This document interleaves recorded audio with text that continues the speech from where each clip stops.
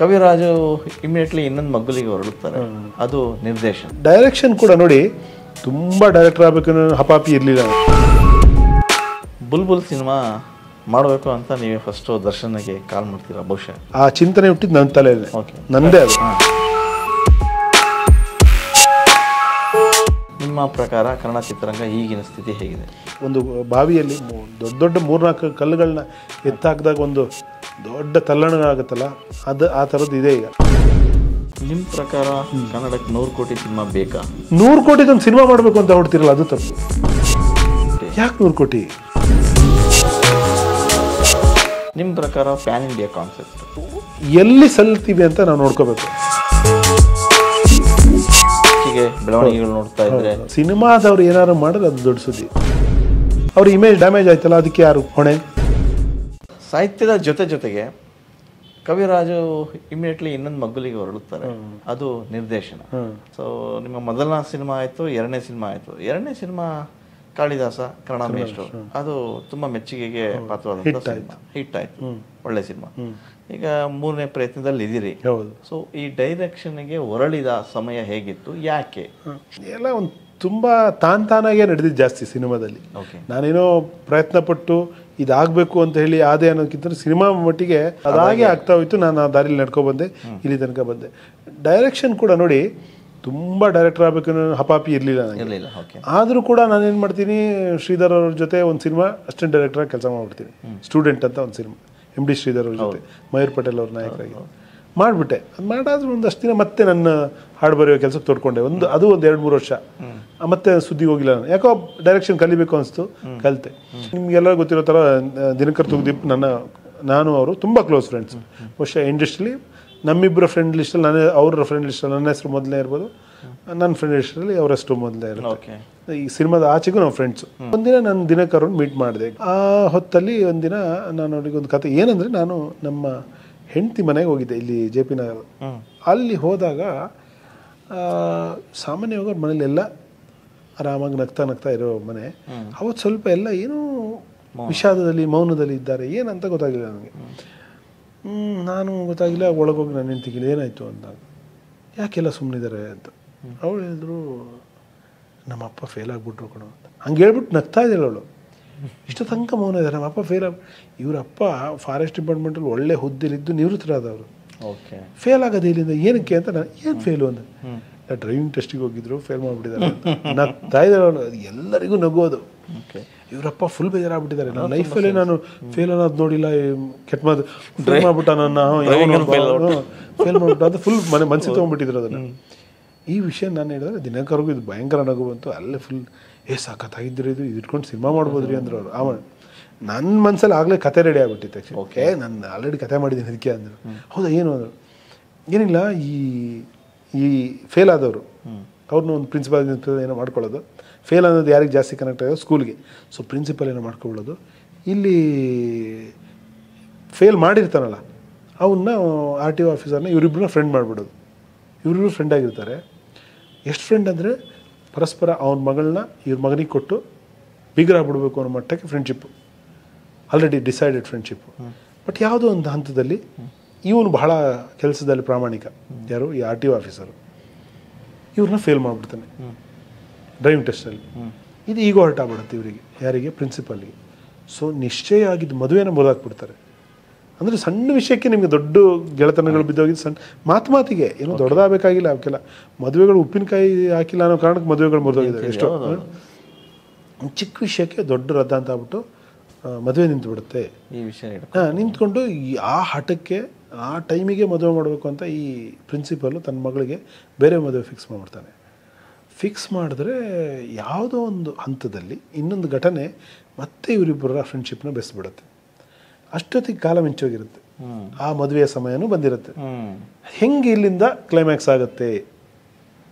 ಈಗ ಇವರೇ ನಿಶ್ಚಯ ಮಾಡಿರೋ ಮದುವೆನ ಮುರಿದು ಇನ್ನೊಂದು ಇವರಿಬ್ಬರ ಪ್ರೇಮಿಗಳನ್ನ ಹೆಂಗೆ ಕೂಡಿಸ್ತಾರೆ? ಸಖತ್ತಾಗಿದ್ದೀರ ಇದು, ಇಷ್ಟೇ ಹೇಳಿದ್ದು ನಾನು ಅವತ್ತು. ಮಾಡ್ರಿ ನೀವೇ ಡೈರೆಕ್ಷನ್ ಮಾಡಿ, ನಾನೇ ಪ್ರೊಡ್ಯೂಸ್ ಆಗ್ತೀನಿ ಅಂದರು. ಬುಲ್ಬುಲ್ ಸಿನಿಮಾ ಮಾಡಬೇಕು ಅಂತ ನೀವೇ ಫಸ್ಟು ದರ್ಶನ್ಗೆ ಕಾಲ್ ಮಾಡ್ತೀರಾ ಬಹುಶಃ? ಫಸ್ಟ್ ಬೀಜ ಅದರ ಬೀಜ ನಂದೇ, ಅದರ ಆ ಚಿಂತನೆ ಹುಟ್ಟಿದ್ದು ನನ್ನ ತಲೆಯಲ್ಲೇ, ನಂದೇ ಅದು. ಅದು ಹೆಂಗೆ ಅಂದರೆ ಆ್ಯಕ್ಚುಲಿ ಫಸ್ಟು ಒಂದಿನ ನಾನು ಶ್ರೀಧರು ಬುಲ್ಬುಲ್ ಸಿನಿಮಾದ ಮೂಲ ಸಿನಿಮಾ ಬಂದ್ಬಿಟ್ಟು ಡಾರ್ಲಿಂಗ್ ಅಂತ ತೆಲುಗು ಪ್ರಭಾಸ್ ಸಿನಿಮಾ.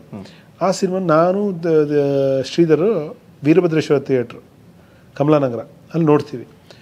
ನೋಡ್ತಾನೆ ನನಗೆ ಸಿನಿಮಾ ಮುಗಿದು ನನಗೆ ಹಾಗೆ ಬರುವಾಗ ಮೆಟ್ಲು ಇಳಿತಾ ಇರುವಾಗ ನನ್ನ ತಲೆಯಲ್ಲಿ ಏನೇನೋ ಯೋಚನೆ ಬರುತ್ತೆ. ನಾನು ಒಂದು ಮಾತು ಹೇಳ್ತೀನಿ, ನನಗೆ ಗೊತ್ತಿಲ್ಲ ಶ್ರೀಧರ್ಗೆ ಹೇಳ್ತೀನಿ, ಸರ್ ಇದು ರಿಮೇಕ್ ರೇಟ್ ತೊಗೊಂಬೋಣ ಸರ್ ಅಂತ. ಅವಾಗ ರಿಮೇಕ್ ಕಾಲ ಇತ್ತು. ಏನು ಮಾಡ್ತೀರಾ ತೊಗೊಂಡು? ಸರ್ ಈ ಸಿನಿಮಾ ದರ್ಶನ್ ಅವ್ರು ಹಾಕೊಂಡು ಮಾಡಿದ್ರೆ ಸೂಪರ್ ಸರ್, ಇದರಲ್ಲಿರೋ ಕಾಮಿಡಿನ ಪ್ರಭಾಸ್ ಅವರಿಗಿಂತ ಒಂದು ಕೈ ಮೇಲಾಗಿ ದರ್ಶನ್ ಮಾಡಬಲ್ಲರು ಅಂತ ನನಗೆ ಅನ್ಸೋಕ್ಕೆ ಶುರುವಾಗಿತ್ತು ಆ ಸಿನಿಮಾ ನೋಡ್ತಾ. ಹಂಗಾಗಿ ಸರ್ ಒಂದು ಕೆಲಸ ಮಾಡಿ ಸರ್, ಇದು ತೊಗೊಂಡು ದರ್ಶನ್ ಅವ್ರು ಇಟ್ಕೊಂಡು ರೀಮೇಕ್ ಮಾಡೋಣ. ದರ್ಶನ್ ಅವ್ರು ಡೇಟ್ ಕೊಟ್ಬಿಡ್ತಾರೆ ನಿಮಗೆ ಅಂದರು. ಟ್ರೈ ಮಾಡೋಣ ಸರ್ ಅದು. ಅಷ್ಟಕ್ಕೆ ಅವ್ರು ಮಾತು ಬದಲಾಯಿಸ್ಬಿಟ್ರು. ಅವರಿಗೆ ಇದು ಆಗತ್ತೆ ಅಂತ ಅನಿಸಿರ್ಲಿಕ್ಕಿಲ್ಲ. ಟ್ರೈ ಮಾಡೋಣ ಅಂತ ನಾನು ಹೇಳಿ, ನನಗೆ ನನ್ನ ತಲೆಯಲ್ಲಿ ಮಾತ್ರ ಅದು ಗಟ್ಟಿಯಾಗಿ ಕೂತ್ಕೋತು. ನೋಡಿ ಹೆಂಗೆಲ್ಲ ಸಂದರ್ಭಗಳು ಕೂಡ ಬರುತ್ತೆ ಅಂತ. ನೆಕ್ಸ್ಟ್ ಡೇ ಒಂದು ನಿರ್ದೇಶಕರ ಸಂಘದ ಮೀಟಿಂಗ್, ಅವಾಗ MS ರಮೇಶ್ ಅವರ ನೇತೃತ್ವದಲ್ಲಿ ನಿರ್ದೇಶಕರ ಸಂಘ ಹೊಸ ರೂಪ ಪಡಿತಾ ಇತ್ತು. ಅದೊಂದು ಮೀಟಿಂಗ್ನ ಈ ನಮ್ಮ ಟೋಲ್ಗೇಟ್ ಹತ್ರ ಒಂದು ಗೌರ್ಮೆಂಟ್ ಸ್ಕೂಲಲ್ಲಿ ನಡೀತಾ ಇತ್ತು. ಅಲ್ಲಿ ದಿನಕರ್ ಬಂದಿದ್ದರು, ನಾನು ಇದ್ದೆ. ನಾನು ಆ ಟೈಮಲ್ಲಿ ಎಲ್ಲ ಮೀಟಿಂಗ್ ಮುಗಿದಾಗ ದಿನಕರ್ ಅವರಿಗೆ, ಸರ್ ಇನ್ನೇ ಒಂದು ಸಿನಿಮಾ ನೋಡಿದೆ ಸರ್, ಅದೇನಾದ್ರು ದರ್ಶನ್ ಅವರು ಯಾಕೋ ಮಾಡಿಬಿಟ್ರೆ ಸೂಪರ್ ಆಯಿತು. ಹೌದಾ, ಯಾವುದು? ಹಿಂಗೆ ಹೇಳಿ. ಆ ಹೊತ್ತಿಗೆ ದಿನಕರ್ ಅವ್ರ ತಲೆಯಲ್ಲಿ ಇದ್ದಿದ್ದೇನೋ ದರ್ಶನ್ ಅವ್ರನ್ನ ಇಟ್ಕೊಂಡು ತಮ್ಮ ಸ್ವಂತ ಬ್ಯಾನರಲ್ಲಿ ಒಂದು ಸಿನಿಮಾ ಮಾಡಬೇಕು ಅಂತ ಇತ್ತು. ನನಗೂ ಇದೆ ರೀ ದರ್ಶನ್ ಅವ್ರ ಜೊತೆ ನಮ್ಮ ಬ್ಯಾನರಲ್ಲೇ ಒಂದು ಸಿನಿಮಾ ಮಾಡಬೇಕು ಅಂತ. ನೀವು ಹೇಳೋದೇನು ಕತೆ ಚೆನ್ನಾಗಿದೆ, ಮಾಡಿಬಿಡೋಣ ನಡೀರಿ ಅಂತ. ಅಲ್ಲೇ ಹೆಂಗೆ ಟಿಕೆಟ್ ನೋಡಿದ್ರೆ 3/4 ಗಂಟೆಲಿ ಒಂದು ಶೋ ಇದೆ PVR ಅಲ್ಲಿ. ಇಮ್ಮಿಡಿಯೇಟ್ ಅಲ್ಲಿಂದ ಹೊರಟ್ವಿ. 3/4 ಗಂಟೆ ತಲುಪೋಕೆ ಸಾಧ್ಯ ಆಯಿತು ಆ ಕಾಲದಲ್ಲಿ, ಸ್ವಲ್ಪ ಟ್ರಾಫಿಕ್ ಕಡಿಮೆ ಆಯಿತು. ಹೋಗಿ ಟಿಕೆಟ್ ತೊಗೊಂಡು ನೋಡೋಕೆ ಕೂತ್ರೆ ಫಸ್ಟ್ ಹಾಫ್ ನಿಮ್ಗೆ ಅಷ್ಟೊಂದು ಇಷ್ಟ ಆಗಲ್ಲ ಆ ಸಿನಿಮಾದ್ದು. ದಿನಕರಿಗೆ ಅನಿಸಿದೆ ಫಸ್ಟ್ ಹಾಫ್ ಎಂಡಲ್ಲಿ, ಏನಿದು ಈ ಸಿನಿಮಾ ಇಟ್ಕೊಂಡು ಮಾಡೋಕ್ಕೆ. ನಾನು ಸುಮ್ಮನಿದ್ದೆ, ನಂಗೆ ಗೊತ್ತಲ್ಲ, ಯಾಕೆ ನನಗೂ ಫಸ್ಟ್ ಹಾಫ್ ಏನಿದೆ ಅಂತ ಹೋಗಿ. ಸೆಕೆಂಡ್ ಹಾಫ್ ನಂತರ ಅವರಿಗೂ ಇಷ್ಟ ಆಗ್ಬಿಡ್ತು. ಸಖತ್ತಾಗಿದ್ರಿ, ನೀವು ಹೇಳಿದ್ದು ಕರೆಕ್ಟು, ಒಂದು ಕೆಲಸ ಮಾಡೋಣ ನಾವೆಲ್ಲ ಸೇರಿ ಮಾಡೋಣ. ಯಾರು ಡೈರೆಕ್ಷನ್? ಶ್ರೀಧರ್ ಅವ್ರ ಹತ್ರ ಮಾಡಿಸ್ಬಿಡ್ಬೋದು ಅಂತ. ಹೌದಾ, ಅವನು ನಮ್ಮ ಇದ್ರೇ ಮಾಡೋಣ, ಕೇಕಿನೂ ಪಾರ್ಟ್ನರ್ ಮಾಡ್ಕೊಂಬೋಣ, ಟೆಕ್ನಿಷಿಯನ್ಸೇ ಮಾಡೋಣ ಅಂತಬಿಟ್ಟು ಅಲ್ಲಿಂದನೇ ಎಲ್ಲ ಟೆಕ್ನಿಷಿಯನ್ಗಳು ಅಲ್ಲಿಂದನೇ ದಿನಕರ್ ಅವರು ದರ್ಶನ್ ಅವ್ರಿಗೆ ಫೋನ್ ಮಾಡಿದ್ರು. ಮೈಸೂರಲ್ಲೆಲ್ಲ ಶೂಟಿಂಗ್ ಇದ್ರು. ಹೌದಾ, ಚೆನ್ನಾಗಿದೆ ಸಿನಿಮಾ, ನೋಡ್ಬೇಕಲ್ಲ ಅಂದರು. ಓಕೆ ನೋಡ್ಬಿಟ್ಟು ಹೇಳ್ತೀನಿ ಅಂದರು ಅವರು. ನಮಗೆ ಅದು ದಿನಕರಿಗೆ ಮೇಯ್ನು, ಅಷ್ಟು ಕಾಯೋ ತಾಳ್ಮೆನೂ ಇರಲಿಲ್ಲ. ಅಲ್ಲೆಲ್ಲ ನೋಡ್ಸೋಕೆ ವ್ಯವಸ್ಥೆ ಮಾಡೋಣ ಅಂಥೇಳಿ ಮಳವಳ್ಳಿಯ ಒಂದು ಅವ್ರದ್ದೇ ಫ್ರೆಂಡ್ ಥಿಯೇಟ್ರು ನಾಗೇಂದ್ರ ಅಂತಿದ್ದಾರೆ, ಮಳವಳ್ಳಿ ನಾಗೇಂದ್ರ, ಅವ್ರ ಥಿಯೇಟ್ರಲ್ಲಿ ಸಿನಿಮಾ ತೋರ್ಸೋಕೆ ವ್ಯವಸ್ಥೆ ಮಾಡಿಬಿಟ್ವಿ. ಅಲ್ಲಿ ನೋಡೋಂಥ ಅವರು ಖುಷಿಯಾಗಿ ಮಾಡೋಣ, ಒಂದು ಕೆಲಸ ಮಾಡಿ ನಿಮ್ಮ 4 ಜನ ಜೊತೆಗೆ ಹರಿಕೃಷ್ಣ ಅವ್ರನ್ನೂ ಸೇರಿಸ್ಕೊಳ್ಳಿ ಅಂದರು ಅವರು. ಅವ್ರ ಕಾಯಂ ಮ್ಯೂಸಿಕ್ ಡೈರೆಕ್ಟರ್ ದರ್ಶನ್ ಅವರು ಆ್ಯಡ್ ಮಾಡೋದು ಹರಿಕೃಷ್ಣ. ಸೊ ಆಗೋಗ್ಬಿಡ್ತು, ಇಷ್ಟು ಈಸಿ ಆಗೋಗೋಯ್ತು. ಸೊ ನಾನು ನಿರ್ದೇಶಕ ಆಗಿದ್ದು ಹಿಂಗೆ, ನಾನು ನಿರ್ಮಾಪಕ ಆಗಿದ್ದು ಹಿಂಗೆ, ನಾನು ಮ್ಯೂಸಿಕ್ ಡೈರೆಕ್ಟರ್ ಲಿರಿಕ್ ರೈಟರ್ ಆಗಿದ್ದು ಹಿಂಗೆ. ಸಾಹಿತ್ಯ, ನಿರ್ದೇಶನ, ಮಾತುಕತೆ ಜೊತೆಗೆ ಕನ್ನಡ ಕಂಕಣ ಕಟ್ತೀರಿ. ಹೌದು. ಸೊ ಅದು ಚಟುವಟಿಕೆನೂ ವಿಶಾಲವಾಗಿತ್ತು. ಹೌದು. ನಿಮ್ಮ ಧ್ಯೇಯೋದ್ದೇಶಗಳು ತುಂಬಾ ಉತ್ತಮವಾಗಿತ್ತು. ಅದಕ್ಕೆ ಸಾಕಷ್ಟು ಒಳ್ಳೊಳ್ಳೆ ಪ್ರತಿಕ್ರಿಯೆಗಳು, ಒಳ್ಳೆ ಟೀಮ್ ಕೂಡ ಆಯ್ತು ಅಲ್ವಾ? ಸೊ ಅದು ಎಲ್ಲಿಗೆ ಬಂತು, ಏನೆಲ್ಲ ನಡೀತಾ ಇದೆ ಈಗ? ಅದು ಆಕ್ಚುಲಿ ನಾನು ಅನ್ಕೊಂಡಿದ್ದೆ ಅವತ್ತು, ಅದನ್ನ ಕಟ್ಟುವಾಗಲೇ ಒಂದು ನಿರಂತರ ಸಂಸ್ಥೆ ಮಾಡಬೇಕು ಅನ್ನೋ ಉದ್ದೇಶ ನಮ್ಗಿರ್ಲಿಲ್ಲ ನನಗೆ ವೈಯಕ್ತಿಕವಾಗಿ. ಆ ಹೊತ್ತಿಗೆ ನನ್ನ ಪ್ರಕಾರ ಒಂದು ಅಷ್ಟು ಅಭಿಯಾನಗಳು ಮಾಡಬೇಕು ಕನ್ನಡ ಮಾತಾಡಿ ಅನ್ನೋದು ಅಂತ ಅನ್ಕೊಂಡೆ ನಾವು ಮಾಡಿದ್ದು. 37 ಅಭಿಯಾನಗಳನ್ನ ಬೆಂಗಳೂರು ಎಲ್ಲ ಕಡೆ ಮಾಡಿದ್ವಿ ಕನ್ನಡ ಮಾತಾಡಿ ಅಂತ. ನನ್ನ ಉದ್ದೇಶ ಇದ್ದಿದ್ದು 1 ವರ್ಷ ಮಾಡೋದು ಅಂತ, ತಿಂಗಳಿಗೆ ಒಂದರಂತೆ 12 ಅಭಿಯಾನ ಅಂದ್ಕೊಂಡಿದ್ದೆ. ಅಂದರೆ ಕನ್ನಡಿಗರಿಗೆ ಕನ್ನಡ ಜಾಸ್ತಿ ಮಾತಾಡಿ ಅನ್ನೋ ಜಾಗೃತಿ ಮೂಡಿಸೋಕೆ ಒಂದಷ್ಟು ಸ್ಥಳಗಳನ್ನ ಆಯ್ಕೆ ಮಾಡ್ಕೊಂಡು ಮಾಡಿಬಿಡೋದು ಅಂತ. ಬಟ್ ಅದ್ರ ಆಚೆಗೆ ಆ ಹುಡುಗರು ಬಿಡಲಿಲ್ಲ ಅವಾಗ. ಸರ್ ಮಾಡೋಣ, ನಿಲ್ಸೋದು ಬೇಡ, ಮಾಡೋಣ ಅಂತ ಹೇಳ್ಬಿಟ್ಟು 1 ವರ್ಷ ಅಂದರೆ 3 ವರ್ಷ ಹೋಯ್ತದೆ. 3 ವರ್ಷ ಆದ ನಂತರ ಕೂಡ ಮುಂದುವರಿತಿತ್ತು. ಮೋಸ್ಟ್ಲಿ ಕೋವಿಡ್ ಬಂತು, ಲಾಕ್ಡೌನ್ ಆಯಿತು, ಆಗ ಜನ ಸೇರಂಗಿರಲಿಲ್ಲ. ಸೊ ನಮ್ಮ ಅಭಿಯಾನಗಳಿಗೆ ತಡೆ ಆಯಿತು. ಸೊ ಆ 2 ವರ್ಷ ಗ್ಯಾಪಲ್ಲಿ ನಾವು ಆಮೇಲೆ ಮತ್ತೆ ಮಾಡಿಲ್ಲ, ಮಾಡಬೇಕು ಅಂತ ಇದ್ದೀವಿ. ಈಗಲೂ ನಮ್ಮ ಹುಡುಗರು ಸರ್ ಮಾಡೋಣ ಸರ್ ಅಂತಾರೆ. ಬಟ್ ನನ್ನ ಮೂಲ ಉದ್ದೇಶ ಎಲ್ರಿಗೂ ಗೊತ್ತಿರೋ ಥರ ಓಪನ್ ಆಗಿ 1 ವರ್ಷಕ್ಕೆ ಒಂದು 12 ಅಭಿಯಾನಗಳು ಮಾಡಬೇಕು ಅಂತ ನಾನು ಅಂದ್ಕೊಂಡಿದ್ದೆ. ಅದು 37-38 ಆಯಿತು. ಸೊ ಈಗಲೂ ಕನ್ನಡದ ವಿಷಯ ಬಂದಾಗ ನಾವು ಅದನ್ನು ಮತ್ತೆ ಸಕ್ರಿಯ ಮಾಡಬೇಕು ಅಂತ ಇದೆ. ಬಟ್ ಈ ಸ್ವಲ್ಪ ಟೈಮ್ ಮಾಡ್ಕೋಬೇಕು. ಈಗಿನ ಕನ್ನಡ ಚಿತ್ರರಂಗದ ಪರಿಸ್ಥಿತಿ ನಿಮಗೂ ಗೊತ್ತು. ಸೊ ಅವಾಗವಾಗ ಈ ಥರದ ದೊಡ್ಡ ಹೊಡೆತಗಳು ಬರ್ತಾ ಇರುತ್ತೆ. ಕನ್ನಡ ಸಿನಿಮಾ ಈಗಲ್ಲ, ಹಿಂದಿನಿಂದಲೂ ಏರಿಳಿತಗಳು ಇದ್ದದ್ದೇ, ಈಗ ಸ್ವಲ್ಪ ಜಾಸ್ತಿನೇ ಅನ್ಸುತ್ತೆ. ಹೌದು. ನಿಮ್ಮ ಪ್ರಕಾರ ಕನ್ನಡ ಚಿತ್ರರಂಗ ಈಗಿನ ಸ್ಥಿತಿ ಹೇಗಿದೆ? ನಾನು ಅದೇ ಹೇಳಿದ್ನಲ್ಲ, ಭಾಳಷ್ಟು ಬದಲಾವಣೆಗಳು ಒಂದೇ ಸಾರಿಗೆ ಆಗೋಯ್ತು. ಒಂದೊಂದು ಬದಲಾವಣೆ ಆಗಿ ಅದೊಂದು ಸೆಟ್ಲ್ ಆಗಿ ಅಲ್ಲಿಂದ ಒಂದು ತಾಕತ್ತು ತಗೊಂಡು ಇನ್ನೊಂದು ಬದಲಾವಣೆ ಆಗಿದ್ರೆ ಎದುರಿಸ್ಬೋಯ್ತು ಬಹಳ ಸರಾಗವಾಗಿ. ಆದರೆ ಒಂದು 3-4 ಬದಲಾವಣೆಗಳು ಒಂದೇ ಸಾರಿ ಆಗಿರೋದ್ರಿಂದ ಒಂದು ದೊಡ್ಡ ಒಂದು ಬಾವಿಯಲ್ಲಿ ದೊಡ್ಡ ದೊಡ್ಡ 3-4 ಕಲ್ಲುಗಳನ್ನ ಎತ್ತಾಕಿದಾಗ ಒಂದು ದೊಡ್ಡ ತಲ್ಲಣ ಆಗುತ್ತಲ್ಲ, ಅದು ಆ ಥರದ್ದು ಇದೆ ಈಗ. ನಾನು ಮೊದಲೇ ಹೇಳ್ದಂಗೆ ನಿಮಗೆ ಡಬ್ಬಿಂಗು ದೊಡ್ಡ ಹೊಡೆತ ಒಂದು, ಎರಡನೇದಾಗಿ ಪ್ಯಾನ್ ಇಂಡಿಯಾ ಕಾನ್ಸೆಪ್ಟ್, ಓಕೆ, ದೊಡ್ಡ 100 ಕೋಟಿ ಸಿನಿಮಾಗಳು, 200 ಕೋಟಿ ಸಿನಿಮಾಗಳು, ಅದೊಂದು. ಈ ಮೂರನೇದಾಗಿ OTT, ಅಂದರೆ ಸಿನಿಮಾ ನೋಡೋ ಜನಗಳು ಇನ್ನೊಂದು ತಿಂಗಳಲ್ಲಿ ಬಂದ್ಬಿಡುತ್ತಲ್ಲ ಅನ್ನೋ ನೋಡ್ಬೋದಲ್ಲ, ಇಲ್ಲೇ ನೋಡ್ಬೋದಲ್ಲ, ಯಾಕೆ 3-4 ಸಾವಿರ ಕೊಟ್ಬಿಟ್ಟು ಈಗ ತುಂಬ ಕಾಸ್ಟ್ಲಿ ಅಫೇರ್ ಆಗೋಯ್ತು ಸಿನಿಮಾ ನೋಡೋದು. ಒಂದು ಕುಟುಂಬ ಹೋಗ್ಬೇಕು ಅಂದರೆ ಟಿಕೆಟ್ ದುಡ್ಡಿಗಿಂತ ಜಾಸ್ತಿ ಪಾಪ್ಕಾರ್ನ್ ರೇಟ್ ಜಾಸ್ತಿ. ಸೊ ಇದೆಲ್ಲ ಸೇರಿ ದೊಡ್ಡ ತಲ್ಲಣ ಸೃಷ್ಟಿ ಆಗಿದೆ, ಒಂದು ಗದ್ದಲ ಸೃಷ್ಟಿಯಾಗಿದೆ, ಒಂದು ಹಿನ್ನಡೆ ಆಗಿದೆ. ಬಟ್ ಈ ಹಿನ್ನಡೆಗಳಿಂದ ಯಾವಾಗಲೂ ಸಿನಿಮಾ ರಂಗ ಹಿಂಗಾದಾಗ ಮತ್ತೆ ಮೈ ಕೊಡ್ಕೊಂಡು ಎದ್ದು ನಿಂತಿದೆ, ಅದು ನಿಲ್ಲತ್ತೆ. ಸದ್ಯಕ್ಕೆ ಮಾತ್ರ ಬಹಳ ಒಂದು ಕೆಟ್ಟ ಸ್ಥಿತಿನೇ ಅಂತ ಹೇಳ್ಬೋದು. ನಿಮ್ಮ ಪ್ರಕಾರ ಕನ್ನಡಕ್ಕೆ 100 ಕೋಟಿ ಸಿನಿಮಾ ಬೇಕಾ?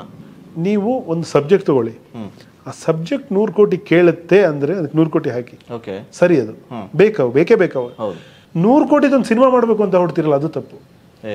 ನೀವು ಹೊಡ್ತಿದ್ರೆ ನಿಮ್ಮ ಹತ್ರ ಕಥೆನೇ ಇಲ್ಲ, ಇನ್ನು ಹೆಂಗೋ 100 ಕೋಟಿ ಖರ್ಚು ಮಾಡಬೇಕು ಅನ್ನೋ ಮನೋಭಾವನೆ ಕೆಲವು ಸಿನಿಮಾಗಳನ್ನ ನಾನು ನೋಡಿದ್ದೀನಿ. 100 ಕೋಟಿ ಸಿನಿಮಾ ಮಾಡಬೇಕು ಅಂತ ಹೊಡ್ತಾರೆ. ಅಲ್ಲ, ಆಯ್ತು, ಈಗ ನೀವು ಒಂದು ಇಮ್ಮಡಿ ಪುಲಿಕೇಶಿ ಸಿನಿಮಾ ತಗೋತೀರಾ, ಅದಕ್ಕೆ ಬೇಕು 100 ಕೋಟಿ, ಅದಕ್ಕೆ 100 ಇನ್ನೂ ಖರ್ಚು ಮಾಡಿ ಬೇಕು ಅದಕ್ಕೆ.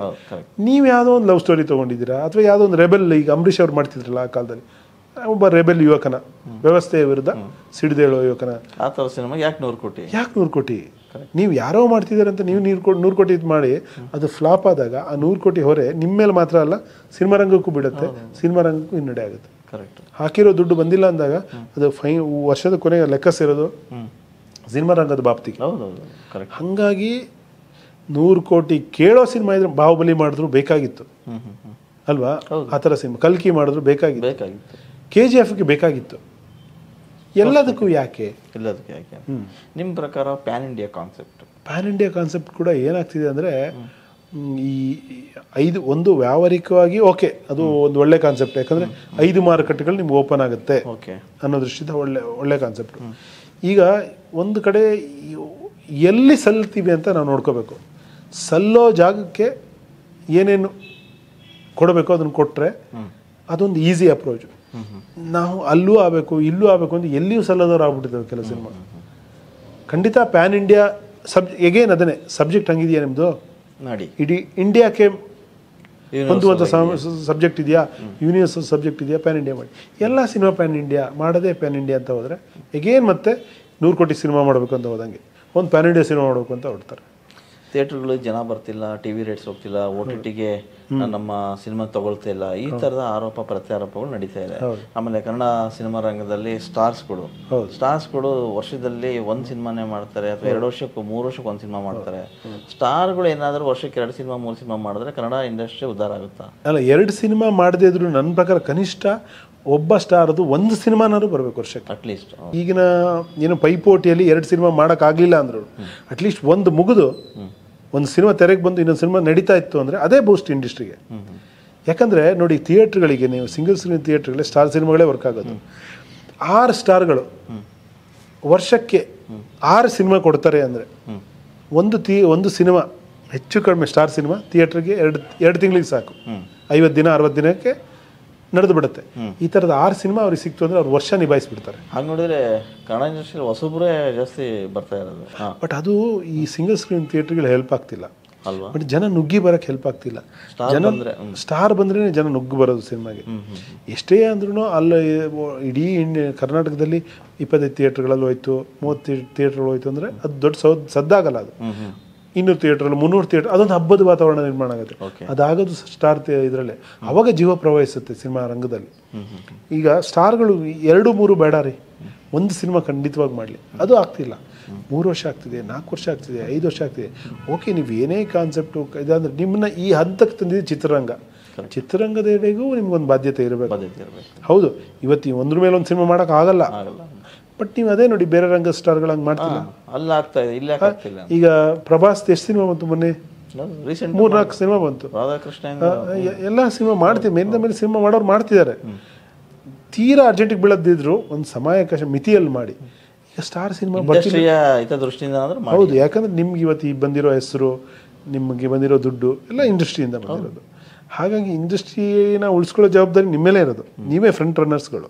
ಸೊ ನೀವು ಕೈ ಹಿಡಿಬೇಕು. ಇಂಡಸ್ಟ್ರಿಗೆ ನಿಮ್ಮ ಅನುಕೂಲಕ್ಕೆ ಕೆಲಸ ಮಾಡೋ ಜೊತೆಗೆ ಇಂಡಸ್ಟ್ರಿನ ಉಳಿಸ್ಕೊಳ್ಳೋಕ್ಕೂ ನೀವು ಕೆಲಸ ಮಾಡಬೇಕು ಅಂತ ನನ್ನ ಇಂಡಸ್ಟ್ರಿಯಲ್ಲಿ ಒಂದಿಷ್ಟು ಸುದ್ದಿಗಳು ಅಂದರೆ ಏನೇ ಅಲ್ಲೇ ಇದಾದರೂ ಬೇಗ ಇಂಡಸ್ಟ್ರಿನಾದ್ರು ಟಾಕ್ ಆಗುತ್ತೆ. ಹೌದು ಹೌದು. ಈಗ ಇತ್ತೀಚೆಗೆ ಬೆಳವಣಿಗೆಗಳು ನೋಡ್ತಾ ಇದ್ರೆ ಅಲ್ಲೆಲ್ಲೋ ಡೈವರ್ಸ್ ಕೊಟ್ಟರು, ಅದು ಸುದ್ದಿ ಆಯ್ತು. ಇನ್ಯಾರೋ ದೊಡ್ಡ ಮನೆದು ಕೇಸಸ್ ಆಯ್ತು. ಇದು ಎಲ್ಲೋ ಒಂದ್ ಕಡೆಗೆ ಫ್ಯಾನ್ಸ್ಗಳು ನಡುವೆ ವಾರ ಆಗ್ತಾ ಬರುತ್ತೆ. ನೀವೇನು ಹೇಳ್ತೀರಿ ಸರ್? ಯಾವುದೇ ಪ್ರಕರಣ ಬಂದು ಫ್ಯಾನ್ಸ್ಗಳು ಹೌದು. ಏನಂದ್ರೆ ನನ್ನ ಇದು ಸೋಷಿಯಲ್ ಮೀಡಿಯಾದ್ದು ಎಷ್ಟು ಪಾಸಿಟಿವ್ ಇದೆ ಅಷ್ಟೇ ನೆಗೆಟಿವ್ ಇದೆ. ಓಕೆ. ಇನ್ನೊಂದು ಮೀಡಿಯಾದ ಸಿನಿಮಾದವ್ರು ಏನಾದ್ರು ಮಾಡಿದ್ರೆ ಅದು ದೊಡ್ಡ ಸುದ್ದಿ. ಹೌದು. ಬೇರೆಯವರ ಸುದ್ದಿಗಳನ್ನ ಎಷ್ಟು ಕೊಲೆಗಳಾಗಿದ್ದಾವೆ, ಎಷ್ಟು ಸಿಡಿಗಳಾಗಿದ್ದಾವೆ, ಎಷ್ಟು ಏನೇನೋ ಆಗಿದ್ದಾವೆ, ಅವನ್ನೆಲ್ಲ ನೀವು ತಗೊಳ್ಳಲ್ಲ. ಸಿನಿಮಾದವ್ರು ಅಂದ ತಕ್ಷಣ ಅದು ಹಾಕೊಂಡು ಯಾವ ಮಟ್ಟಕ್ಕೆ ಅಂದರೆ ಮೊನ್ನೆ ಯಾವುದೋ ಒಂದು ನಟಿ ಡ್ರಗ್ ಕೇಸಲ್ಲಿ ಸಿಕ್ಕೋಬಿದ್ರು. ಇಲ್ಲಿ ಅವ್ರು ಕನ್ನಡದ ನಟಿ ಕೂಡ ಅಲ್ಲ, ಆಂಧ್ರದವ್ರ ನಟಿ. ಅದು ತುಂಬ ದೊಡ್ಡ ನಟಿನೂ ಅಲ್ಲ. ಆ ಕೇಸ್ ಬಗ್ಗೆ ಇವತ್ತಿಗೂ ಬರುತ್ತೆ. ಅಲ್ಲಿ ಸೆರೆಯಾದವರು 30 ಜನರು, ಹತ್ತತ್ರ 29 ಜನ. ಅದರಲ್ಲಿ ದೊಡ್ಡ ಉದ್ಯಮಗಳಿದ್ರು, ದೊಡ್ಡ ಬೇರೆ ಬೇರೆ IT ಪ್ರೊಫೆಷನಲ್ ಇದ್ರು, ಎಲ್ಲ ಇದ್ದರು. ಬಟ್ ಈಗಲೂ ಪೇಪರ್ಲಿ ಬಂದರೆ ಡ್ರಗ್ ಕೇಸಲ್ಲಿ ನಟಿಯ ವಿಚಾರಣೆ, ಡ್ರಗ್ ಕೇಸ್. ಉಳಿದವ್ರ ಬಗ್ಗೆ ಬರೋದೇ ಇಲ್ಲ.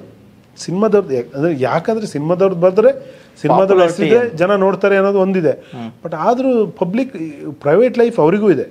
ಎಷ್ಟು ಹಾನಿ ಮಾಡಬೇಕು. ಈಗ ನೋಡಿ, ಸಂಜನಾ ಬಗ್ಗೆ ತುಂಬ ಏನೇನೋ ಬರೆದ್ರು, ಅದಾಯಿತು ಇದಾಯಿತು, ಡ್ರಗ್ ರಾಣಿ, ಮಾದಕ ವ್ಯಸನಿ ಏನೇನೋ ಆಗೋಯ್ತು ಅವರಿಗೆ.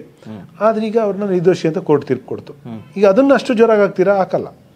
ಅವ್ರ ಇಮೇಜ್ ಡ್ಯಾಮೇಜ್ ಆಯ್ತಲ್ಲ, ಅದಕ್ಕೆ ಯಾರು ಹೊಣೆ?